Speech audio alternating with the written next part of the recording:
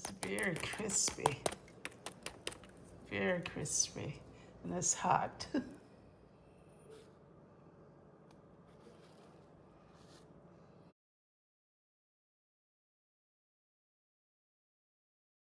Hey guys, welcome to Betty's Cooking Channel.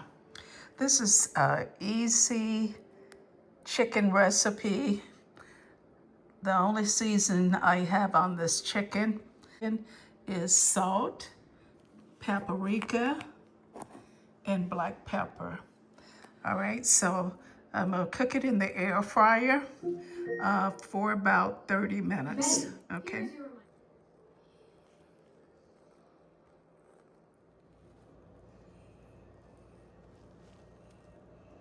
Oh, chicken smells so good. It's very crispy, and it's hot.